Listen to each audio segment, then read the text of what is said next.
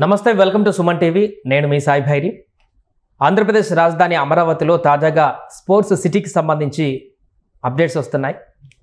ప్రపంచాన్ని తలదన్నటువంటి విధంగా ఒక స్పోర్ట్స్ సిటీని నిర్మించేటువంటి దిశగా ప్రభుత్వం అడుగులు వేస్తున్నట్టు కనపడుతుంది. అసలు ఈ స్పోర్ట్స్ సిటీ ఎక్కడ నిర్మిస్తున్నారు, దీనివల్ల ఎలాంటి లాభాలు చేకూరేటువంటి అవకాశం ఉంది, దీనికి సంబంధించిన పూర్తి వివరాలు తెలుసుకుందాం. మనతో పాటు Suman TV news chief editor Keshav గారు ఉన్నారు. సార్ నమస్తే. నమస్తే. సో అమరావతిలో ఇప్పటికీ అనేక కార్యక్రమాలు, అభివృద్ధి సంబంధించినటువంటి అన్ని జరుగుతున్నాయి. దీనిలో భాగంగా స్పోర్ట్స్ సిటీ అనేటువంటిది ఇప్పుడు వినిపిస్తున్నటువంటి మాట. ఎక్కడ నిర్మిస్తున్నారు, ఎంత మేర నిర్మిస్తారు, దీనివల్ల వచ్చే అడ్వాంటేజ్ ఏంటి? అంటే కొద్ది రోజుల క్రితం రెండు హింట్స్ ఇచ్చింది ఆంధ్రప్రదేశ్ ప్రభుత్వం.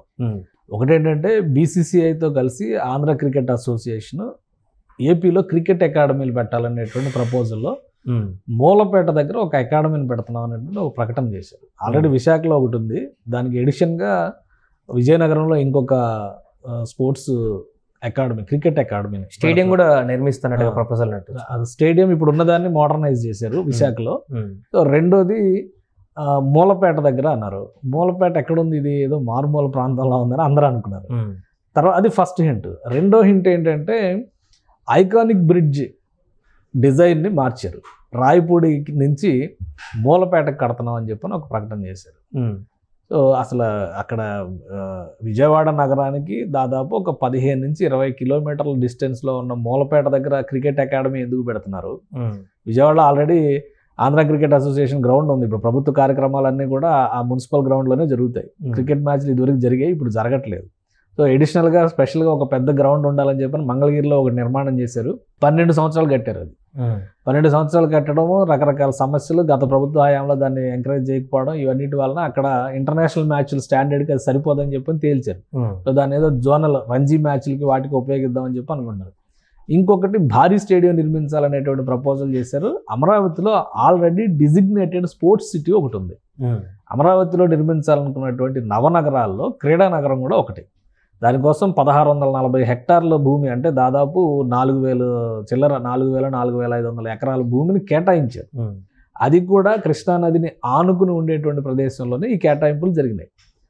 అక్కడ ఇంకొక విషయం ఏంటంటే, లాస్ట్ టైం చంద్రబాబు నాయుడు గారు గవర్నమెంట్ ఉన్నప్పుడు పివి సింధుకి ల్యాండ్ కూడా ఇచ్చారు, షటిల్ బ్యాడ్మింటన్ అకాడమీ పెడతారని చెప్పనే దీని మీద. ఇప్పుడు అమరావతి మొత్తాన్ని డెవలప్ చేస్తున్నటువంటి క్రమంలో మూలపేట ఏరియా ఒక సెంటర్ పాయింట్గా మారుతుంది.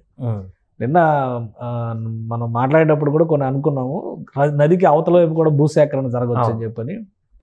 ఆల్రెడీ ఆంధ్ర క్రికెట్ అసోసియేషన్ ప్రెసిడెంట్గా ఉన్నటువంటి కేసినేని చిన్ని, లోకల్గా ఉన్నటువంటి ఎమ్మెల్యేలు కొంతమంది, బోండా ఉమ, మైలవరం ఎమ్మెల్యే కృష్ణప్రసాద్, వసంత కృష్ణప్రసాద్, వీళ్ళందరూ కూడా ఒక వారం క్రితం ఆ ప్రాంతాలన్నింటిలో పర్యటించారు. అక్కడ ఉన్నటువంటి ప్రభుత్వ భూములు అలానే ప్రైవేటు భూములు సేకరించాల్సి వస్తే అక్కడ చేయగలిగినటువంటి సేకరణకు అవకాశం ఉన్నటువంటి మార్గాలు, వీటన్నిటి మీద అధ్యయనం చేశారు. ఫైనల్గా నిన్న నారాయణ గారు కూడా పర్యటించారు. సో సాయంత్రానికి దాని మీద ఒక అప్డేట్ వచ్చింది. స్పోర్ట్స్ సిటీ 1600 ఎకరాల్లో మేము పెడతామని చెప్పాను. 1600 ఎకరాలు అనేది నంబర్ బాగాలేదు, కానీ చంద్రబాబు నాయుడు గారు 2000 ఎకరాలు చేయొచ్చు దాన్ని.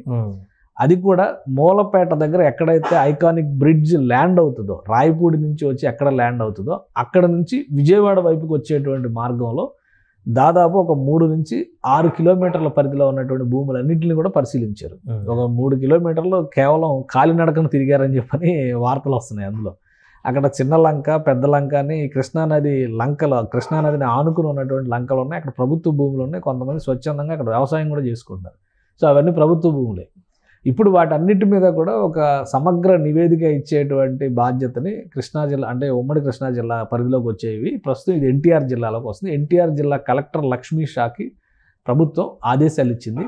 వాళ్ళు ఇచ్చేటువంటి నివేదిక ఆధారంగా అక్కడ భూసేకరణ జరుగుతుంది. వరల్డ్ క్లాస్ స్పోర్ట్స్ సిటీని కట్టడానికి కావాల్సినటువంటి ప్రణాళికని, బహుశా అది పీపీపీ మోడల్లో వెళ్ళొచ్చు. రివర్ ఫ్రంట్ ఉండడం వల్ల వాటర్ గేమ్స్ కి వాటికి సంబంధించి కూడా ఒక అనుకూలత ఉంటుంది. బోటింగ్ సంబంధించి ఆల్రెడీ మొన్న కాంపిటీషన్ జరిగినట్టు. గతంలో చంద్రబాబు నాయుడు గారు ప్రభుత్వం ఉన్నప్పుడే హుస్సేన్ సాగర్ లో రెగట్టా పోటీలు అని చెప్పి ఇంటర్నేషనల్ వరల్డ్ లెవెల్ పోటీలు కూడా ఆర్గనైజ్ చేశారు. తర్వాత హుస్సేన్ సాగర్ ఎవరు పట్టించుకోవాలి, అంటే 2-3 సార్లు వాళ్ళు ప్యూరిఫై చేసి దాన్ని మళ్ళీ అక్కడ ఆ స్టాండర్డ్స్ని తీసుకొచ్చే ప్రయత్నాలు చేశారు. ఇప్పుడు ఏకంగా అక్కడ నది, అంటే ప్యూర్ వాటర్, మంచినీళ్ళే ఉండేటువంటిది కాబట్టి స్పోర్ట్స్ వాటర్ స్పోర్ట్స్ రిలేటెడ్వి, క్రికెట్ రిలేటెడ్, ఇప్పుడు క్రికెట్కి సంబంధించి బీసీసీఐతో ఒక ఒప్పందం జరిగింది. ఆ ఒప్పందం సారాంశం ఏంటంటే 60% వ్యయం భరించడానికి బీసీసీఐ రెడీగా ఉంది. దేశంలోనే అతిపెద్ద క్రికెట్ స్టేడియం ఇప్పుడు మొతేరాలో ఉన్నటువంటిది, అహ్మదాబాద్ దగ్గర ఉన్నటువంటి స్టేడియం 1,25,000 మంది కూర్చునేటువంటి స్టేడియం. దాన్ని మించి 1,30,000-1,35,000 మంది కూర్చునేటువంటి స్టేడియం నిర్మించాలనేటువంటి ఒక ప్రతిపాదన చేశారు. దాదాపుగా 800 కోట్ల రూపాయలు ఖర్చు అవుతుందని చెప్పి, 800 కోట్లు అంటే 1000 కోట్లు చేస్తారు ఎట్లా చేసి, ఏవో ఒక ఎడిషన్స్ ఉంటాయి మళ్ళీ. దానికి ఒక 60 ఎకరాల ల్యాండ్ కావాలని చెప్పని అడిగారు. ఆంధ్ర క్రికెట్ అసోసియేషన్ 40% బేర్ చేయడానికి రెడీ అయింది. బీసీసీఐ 60% నిధులు వెచ్చించడానికి రెడీ అయింది. సంవత్సరానికి 10 ఇంటర్నేషనల్ మ్యాచ్లు ఉండే విధంగా బీసీసీఐ ఒక మాట కూడా ఇచ్చిందని చెప్పని ఆంధ్ర క్రికెట్ అసోసియేషన్లో ఉన్నటువంటి కొంతమంది పెద్దలు చెప్తున్నారు. సో ఒక స్పోర్ట్స్ కాంప్లెక్స్లో క్రికెట్ రిలేటెడ్ స్పోర్ట్స్ కాంప్లెక్స్ అనేది చాలా ముఖ్యమైనటువంటి పాత్ర పోషిస్తుంది. అంత పెద్ద స్టేడియము, అంత ఇన్ఫ్రాస్ట్రక్చర్ నిర్మాణం జరిగితే కనుక స్పోర్ట్స్కి, ముఖ్యంగా క్రికెట్కి అది మంచి ఊతం ఇచ్చేటువంటి నిర్ణయం అవుతుంది.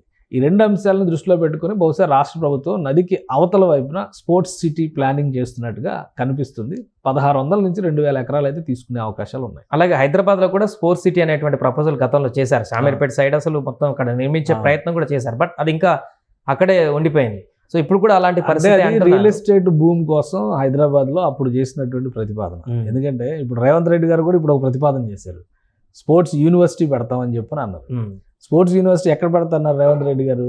బాలయోగి స్టేడియం ఉంది కదా, జిఎంసి బాలయోగి స్టేడియం, గచ్చిబౌలి ఏరియాలో స్పోర్ట్స్ విలేజ్ అని చెప్పని 2000 సంవత్సరం, 2001, 2002 ఆ టైంలో ఆంధ్రప్రదేశ్, ఉమ్మడి ఆంధ్రప్రదేశ్ ప్రభుత్వం డెవలప్ చేసింది.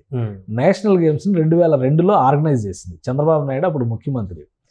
అదేవిధంగా అక్కడ స్పోర్ట్స్ కాంప్లెక్స్ ఇప్పుడు కూడా మీరు చూస్తే క్రికెట్ స్టేడియం, అక్కడ క్రికెట్ స్టేడియం లేదు, ఫుట్బాల్ గ్రౌండ్ ఉంది. Football ground, running track, indoor గేమ్స్కి సంబంధించి basketball, volleyball, shuttle badminton, hockey, astroturf కోర్టులు ఉన్నాయి. అక్కడ 4 కోర్టులు వేశారు. స్విమ్మింగ్ పూల్స్, ఇంటర్నేషనల్ స్టాండర్డ్స్ ఉన్న స్విమ్మింగ్ పూల్స్ ఉన్నాయి. అవన్నీ గాలికి వదిలేశారు. కొత్తగా స్పోర్ట్స్ సిటీ ఎక్కడో కడతామని ప్రపోజ్ చేశారు. ఉన్న ఇన్ఫ్రాస్ట్రక్చర్ ఎలా వదిలేస్తారు? ఇప్పుడు రేవంత్ రెడ్డి గారు ఏం ప్రపోజ్ చేశారంటే ఈ కాంప్లెక్స్ను ఉపయోగించుకొని స్పోర్ట్స్ యూనివర్సిటీ పెడతానన్నారు. సో అది కొంత వైజ్ డెసిషన్. అప్పుడు ఏంటంటే ఉత్తర హైదరాబాద్లో ఏదో రియల్ ఎస్టేట్ డౌన్ ఉంది, భూమి ఉంది, అది ఉంది, ఇది ఉందని బాగా యాడ్స్ కూడా వచ్చాయి విపరీతంగా. సో అందుకని పెద్దగా ఎవరికి ఎక్కినట్లేదు. కొత్తగా కట్టాల్సినంత అవసరం ఏముంది అనేది కదా. ఇప్పుడు 20 సంవత్సరాలు అయినా కానీ ఆ ఇన్ఫ్రాస్ట్రక్చర్ చెక్కు చెదరలేదు. మెయింటైన్ చేస్తే అద్భుతంగా ఉంది. ఇంటర్నేషనల్ మ్యాచ్లు జరిగి, బాస్కెట్బాల్ ఇంటర్నేషనల్ టోర్నమెంట్స్ జరిగినాయి ఆ గ్రౌండ్స్లో, కానీ ఎవరు పట్టించుకోవాలా. ఇప్పుడు వైజ్గా రేవంత్ రెడ్డి గారు ఆ ఇన్ఫ్రాస్ట్రక్చర్ మొత్తం ఉపయోగించుకుని మేము యూనివర్సిటీ పెడతాం అనేటువంటి మాట చెప్పారు. అది కొంత నమ్మడానికి నమ్మశక్యమైనటువంటి మాట. ఇంకో విషయం ఏంటంటే 2003లో Afro Asian games, Africa, Asia ఖండాలకు చెందిన దేశాలన్నీ పార్టిసిపేట్ చేసినాయి. ఇప్పటికి కూడా హైదరాబాద్లో వీరా అని పేరున్న బస్సులు తిరుగుతూ ఉంటాయి. ఎందుకంటే ఆ రోజు ఆఫ్రో ఏషియన్ గేమ్స్కి వీరా మస్కట్, వీరా పేరు మీద బస్సులు స్టార్ట్ చేసింది గవర్నమెంట్. అప్పుడు ఇప్పటికే కనిపిస్తూ ఉంటాయి. అంటే మనం ప్రజల సొమ్ము కాబట్టి అత్త సొమ్ము అల్లుడి దానం లాగా ఉన్న ఇన్ఫ్రాస్ట్రక్చర్ని వాడుకోకుండా ఎక్కడికో వెళ్ళేటువంటి ప్రయత్నాలు జరుగుతున్నాయి. అది కాకుండా ఇప్పుడు అమరావతిలో వచ్చేసరికి ఏమవుతుందంటే కొత్తగా ఇన్ఫ్రాస్ట్రక్చర్ క్రియేట్ చేయాలి. ఇప్పుడు ఎక్కడైతే కొత్తగా ఒక ఇన్ఫ్రాస్ట్రక్చర్ క్రియేట్ చేసి దాన్ని ఒక వెన్యూ కింద మారుస్తారో ఫ్యూచర్లో భవిష్యత్తు అవసరాలు దాన్ని విస్తరించుకోవడానికి అవకాశం ఉంటుంది. అమరావతి నగరంలో అవైలబిలిటీ ఉన్నటువంటి స్పోర్ట్స్ సిటీకి మాత్రమే పరిమితం అయితే భవిష్యత్తు విస్తరణకు అవకాశం ఉండకపోవచ్చు. అందుకని చెప్పి, ఎందుకంటే అవతల వైపు నది ఉంది, యువతల వైపు రాజధాని ఉంది, అంటే అడ్మినిస్ట్రేటివ్ సిటీ మొత్తం కూడా దాని పక్కనే వస్తుంది, స్పోర్ట్స్ సిటీ పక్కనే. బహుశా అందుకనే ఏపీ గవర్నమెంట్ కొంచెం ముందు చూపుతో ఆలోచించి 2 ప్రాంతాలను ఇంటిగ్రేట్ చేస్తే కనుక. ఇంకోటి, కృష్ణా జిల్లా cricket colonel CK Naidu first captain of Indian cricket team. ఆయన ఉమ్మడి కృష్ణా జిల్లా నుంచి రిప్రజెంట్ చేసినటువంటి వ్యక్తి. సో ఇప్పుడు ఉమ్మడి కృష్ణా జిల్లా పరిధిలో వచ్చేటువంటి ప్రాంతాల్లో స్పోర్ట్స్, అలానే ఉమ్మడి కృష్ణా జిల్లా పరిధిలో ఇంకోటి వాలీబాల్. మనకు తెలియదు, బ్రిటిష్ వాడి టైంలో కూడా వాలీబాల్ టాప్ ప్లేయర్స్ ఉండేవాళ్ళు, ఖోఖో టాప్ ప్లేయర్స్ ఉండేవాళ్ళు, షటిల్ బ్యాడ్మింటన్ కూడా టాప్ ప్లేయర్స్ ఉండేవాళ్ళు. ఈడ్పుగంటి ఈశ్వరరావు అనుకుంటా ఆయన పేరు, ఇంటర్నేషనల్ వాలీబాల్ ప్లేయర్ ఆయన, అంత పేరు తెచ్చుకున్నటువంటి ప్లేయర్స్ ఉండేవాళ్ళు. సో ఒక వైజ్ డెసిషన్ ఏంటంటే ఉమ్మడి కృష్ణా జిల్లా పరిధిలోకి రాజధానికి 2 వైపులా ఉండే విధంగా స్పోర్ట్స్ సిటీని డెవలప్ చేస్తే. ఇంకో పాయింట్ మనం ఆలోచించాల్సింది ఏంటంటే అది తెలంగాణ సరిహద్దులకు చాలా దగ్గర ప్రాంతం ఉంది. 30-40 కిలోమీటర్స్ దూరంలో తెలంగాణ రీచ్ అయ్యేటువంటి అవకాశం ఉంటుంది. సో ఏ రకంగా చూసినా కానీ అది ఒక సెంట్రల్ పాయింట్ అయింది. ఇప్పుడు 1,25,000 మంది, 1,30,000 మందితో క్రికెట్ స్టేడియం కడితే వచ్చే ఆడియన్స్ ఎక్కడి నుంచి రావాలి, ఆ యాక్సెసిబిలిటీ ఉండాలి కదా. సో ఇవన్నీ ఆలోచించి బహుశా నదికి అవతల వైపు అయితే స్పోర్ట్స్ సిటీ వలన ఎక్కువ అడ్వాంటేజ్ ఉంటాయి అనేటువంటి ఆలోచన రాష్ట్ర ప్రభుత్వం చేస్తున్నట్టుగా ఉంది. ఆ క్రమంలోనే ప్రాథమిక సర్వే చేశారు. ఇప్పుడు కలెక్టర్ ఇచ్చేటువంటి నివేదిక ఆధారంగా స్పోర్ట్స్ సిటీ పైన మరింత ఫోకస్ పెట్టేటువంటి అవకాశం. ఇప్పుడు 2028కి నేషనల్ గేమ్స్ కండక్ట్ చేస్తానంటున్నారు చంద్రబాబు నాయుడు ఆంధ్రాలో, అది కూడా అమరావతి రీజియన్లో. అంటే ఏంటి, ఈ 3 ఏళ్ళు యాక్షన్ ప్లాన్ రెడీ చేసుకొని ఉండాల్సిందే 2028కి కట్టాలంటే. మనం ఇప్పటివరకు ఒలింపిక్స్ ఆర్గనైజ్ చేయలేదు, దేశంలో ప్రపంచంలోనే టాప్ 5 కంట్రీస్లో మనం ఉన్నామని చెప్పుకుంటున్నాం గొప్పగా. మరి ఆ ఇన్ఫ్రాస్ట్రక్చర్ డెవలప్ కావాలంటే ఎవరో ఒకరు ఇనిషియేషన్ తీసుకోవాలి కదా. బహుశా అలాంటి ప్రయత్నాలు జరుగుతున్నట్టుగా అనిపిస్తుంది. ఇప్పుడు స్పోర్ట్స్ అంటే ఇండోర్ లాంటి ప్రాంతాలే ఇప్పుడెవరు గుర్తొస్తుంటాయి మన దేశంలో. ఇక్కడ ఉన్నటువంటి వాళ్ళు కూడా చదువుకోవడానికి కానీ ఎన్ఐ చేయడానికి కానీ అక్కడికి వెళ్తుంటారు, సాట్ కానీ ఇవన్నీ చేయడానికి చదువుకోవడానికి కూడా. సో అలాంటిది ఇప్పుడు 2వ స్పోర్ట్స్ రాజధానిగా చెప్పుకోవచ్చా ఇండోర్తో పాటుగా?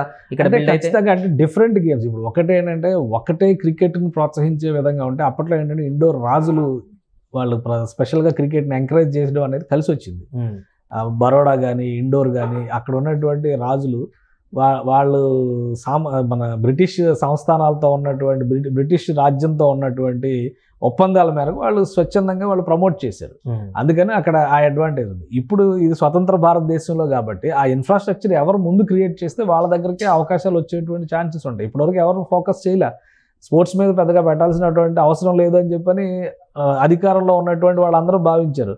ఒలింపిక్స్ పథకాలు వచ్చినప్పుడు మాత్రం పర్టికులర్ భారతదేశం లేదే అని మనం బాధపడతాం. రేవంత్ రెడ్డి గారు కూడా ఇప్పుడు అదే మాట మాట్లాడుతున్నారు కదా. ఇన్ని కోట్ల మంది ఉన్నటువంటి దేశంలో 2 పథకాల ఎందుకు మనం ఎక్కువ పథకాలు సాధించలేము అనేటువంటి మాట మాట్లాడాలి. కాబట్టి దానికి ఒక విజన్ ఉండాలి. ఈరోజు ఇక్కడ స్పోర్ట్స్, హైదరాబాద్లో స్పోర్ట్స్ యూనివర్సిటీ పుట్టినా కానీ, అమరావతిలో స్పోర్ట్స్ సిటీ పుట్టినా కానీ తెలుగు వాళ్ళకే కాదు దేశం మొత్తంలో ఉన్నటువంటి యువతరానికి అవకాశాలు కల్పించేటువంటి ఒక వనరుగా మనం చూడాల్సి ఉంటుంది. సో ఆ భవిష్యత్ దార్శనికత ఉంటే ఖచ్చితంగా అటువంటి సక్సెస్ సాధించడానికి అవకాశం ఉంటుంది. మనం ఎక్కడో చైనాలో చిన్నపిల్లలప్పటి నుంచే ట్రైనింగ్ ఇస్తున్నారు అని చెప్పి వీడియోలు చూసి సంతోషపడతా ఉంటాం కదా. ఆ ప్రయత్నం మనం ఎందుకు చేయట్లేదు అనే ప్రశ్నకు సమాధానమే ఈ నిర్మాణాలపైన వీళ్ళు ప్రణాళికని ఆవిష్కరించడం అనేది. భవిష్యత్తులో ఖచ్చితంగా దేశానికి అద్భుతమైనటువంటి క్రీడాకారులను అందించేటువంటి వనరులుగా అవి ఉపయోగపడాలనే లక్ష్యంతోనే ఇప్పుడు వాటికి బీజాలు పడుతున్నట్టుగా మనం భావించవచ్చు. Right sir. అది ప్రస్తుతం అమరావతిలో స్పోర్ట్స్ సిటీకి సంబంధించి, సిటీ నిర్మాణానికి సంబంధించి ఇప్పటికీ అధికారులు దానికి సంబంధించి భూసేకరణ కానీ ఏ ప్రాంతంలో అనువుగా ఉంటుందో దానికి సంబంధించినటువంటి ప్రణాళికలన్నీ కూడా సిద్ధం చేస్తున్నట్టు కనపడుతుంది. ఒకవేళ ఈ స్పోర్ట్స్ సిటీ అనేది కూడా రూపుదిద్దుకుంటే అమరావతిలో దేశవ్యాప్తంగా ఉన్నటువంటి స్పోర్ట్స్ సిటీలలో ఇదొక మైలురాయిగా మారేటువంటి అవకాశాన్ని అయితే చూడవచ్చు.